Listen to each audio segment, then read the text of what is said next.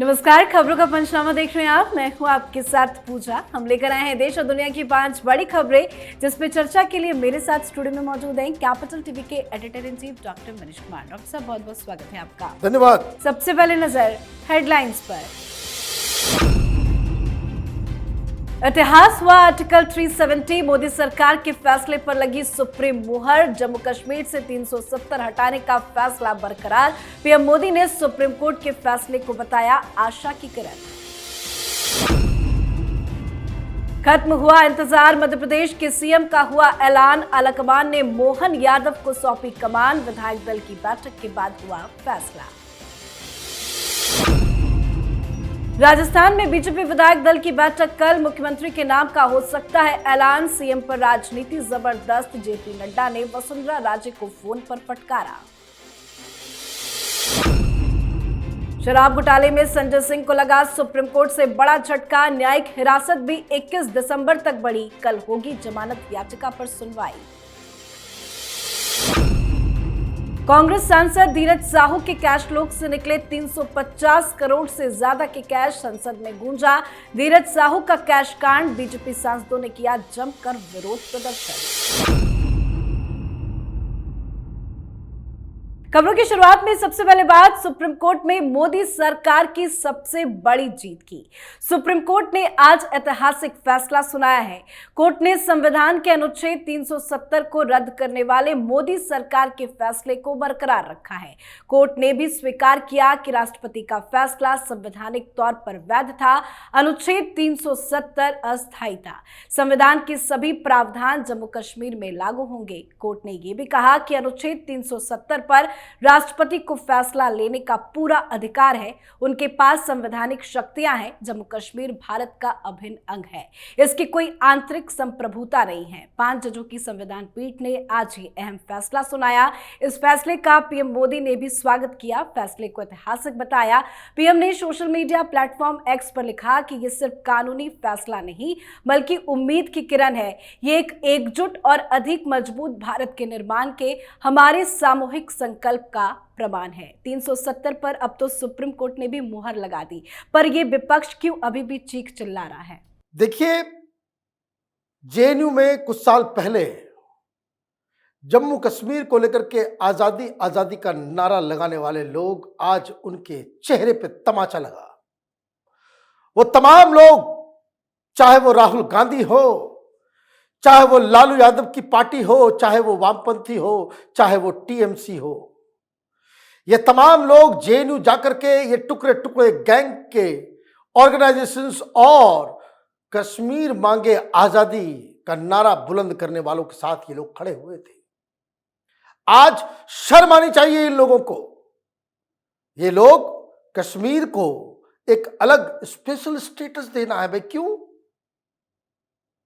क्योंकि इन लोगों ने अब तक एक नैरेटिव बना रखा था कि कश्मीर आर्टिकल 370 की वजह से हिंदुस्तान के अंदर है, चला गया, खत्म।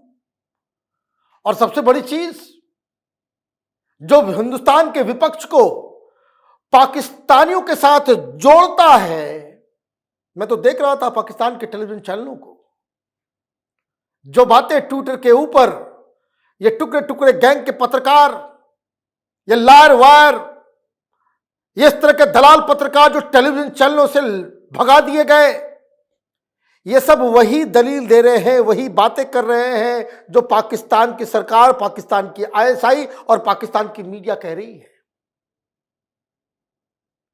शर्म आनी चाहिए इन लोगों को, जो लोग हिंदुस्तान की अखंडता जिन्हें बर्दाश्त नहीं होती।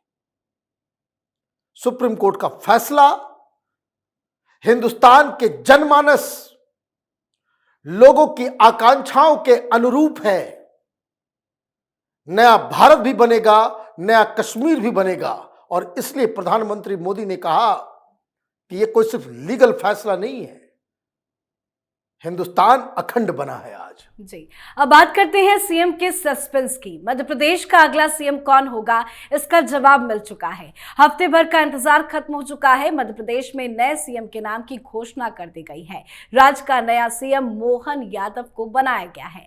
आज विधायक दल की बैठक हुई, जिसके बाद ये बड़ा फैसला लिया गया। साथ ही मध्य प्रदेश में भी 2 उप मुख्यमंत्री होंगे। राजेंद्र शुक्ला और जगदीश देवड़ा को इसकी कमान मिली है। साथ ही नरेंद्र सिंह तोमर को विधानसभा का स्पीकर बनाया गया है। एक बार फिर से पीएम मोदी ने सभी को चौंका दिया। देखिए, चौंकाने की क्षमता जो प्रधानमंत्री में वो किसी में नहीं है। मोहब्बत की दुकान आज तबाह बर्बाद हो गई। इंश्योरेंस वाले के पास जाना चाहिए राहुल गांधी को। पूरे कैंपेन में एक्सरे करवाना है, ओबीसी ओबीसी ओबीसी ओबीसी कर रहे थे। ट्रैबल ट्रैबल ट्रैबल कर रहे थे कि ये जो बीजेपी वाले हैं वो आदिवासी नहीं कहते, वनवासी कहते हैं। आप समझिए ये छलावा है। हिंदुस्तान में कास्ट सेंसस जरूरी है। ओबीसी एक भी 100 में से 3 ओबीसी जो है वो बड़े बड़े पदों के ऊपर है। लीजिए, हो गया ओबीसी चीफ मिनिस्टर।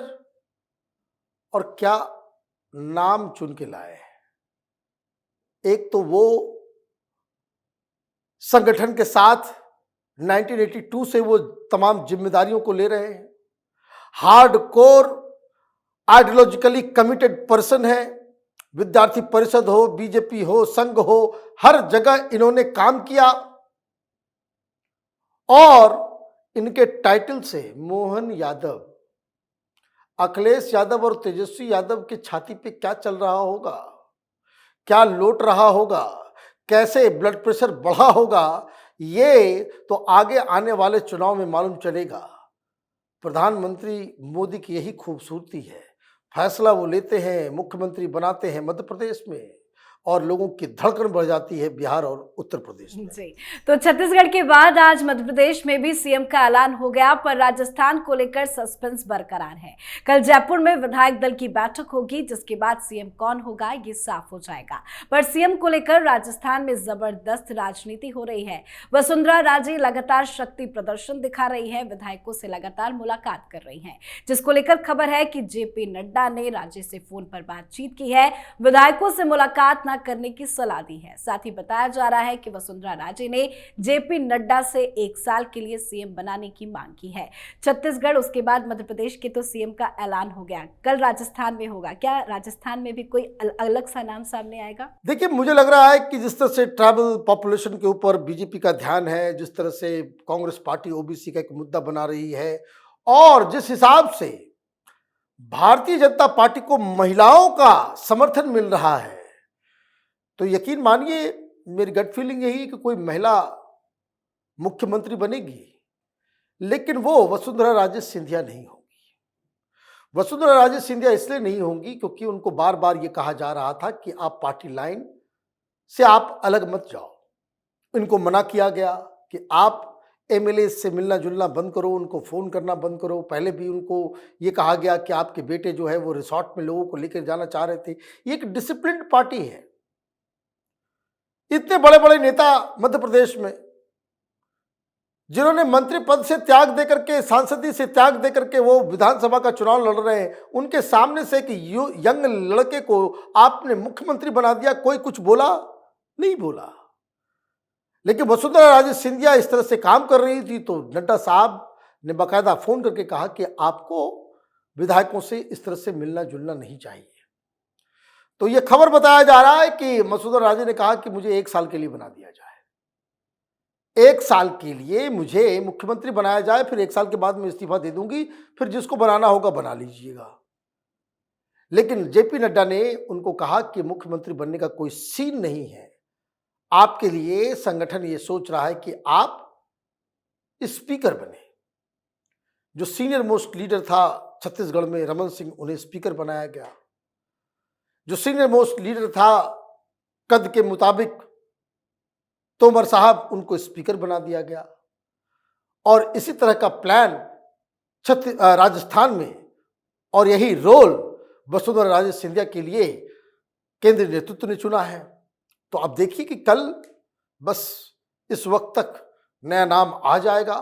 वो कौन होगा, क्या होगा, और जैसा कि आपने कहा सरप्राइज तो सबको करेंगे। बिल्कुल। अब बात करते हैं शराब घोटाले में संजय सिंह को लगे बड़े झटके की। जेल में सजा काट रहे संजय सिंह चारों तरफ से फंस गए हैं। कहीं से भी कोई राहत की खबर सामने नहीं आ रही है। संजय सिंह की याचिका पर सुप्रीम कोर्ट ने आज कोई राहत नहीं दी। कोर्ट ने इस मामले में विस्तृत सुनवाई के लिए 5 फरवरी की तारीख तय की है। तो वहीं आज संजय सिंह को दिल्ली की राउस एवेन्यू कोर्ट में पेश किया गया, पर वहां से भी राहत नहीं मिली। संजय सिंह की न्यायिक हिरासत को 21 दिसंबर तक के लिए बढ़ा दिया गया है। साथ ही अब संजय सिंह की जमानत याचिका पर 12 दिसंबर यानी कि कल दोपहर 2 बजे सुनवाई होगी। कहीं से भी कोई राहत क्यों नहीं मिल रही? राहत इसलिए नहीं मिल रही क्योंकि कोर्ट में बाकायदा जजमेंट में लिखा हुआ है, जब इनकी जो जमानत याचिका हाई कोर्ट में जब रिजेक्ट किया गया, कि he is the key conspirator, वो मुख्य साजिश करता है। संजय सिंह गंभीर आरोप लगे हैं, कैसे 2 करोड़ रुपए इसके घर पे गया, कैसे ये दिल्ली में बार वालों से, होटल वालों से उगाही करवा रहा था, चेक में पैसे लिए, ये तमाम चीजें। और की कंपनी में इसका पीएस जो है वो 20% का स्टेक होल्डर है।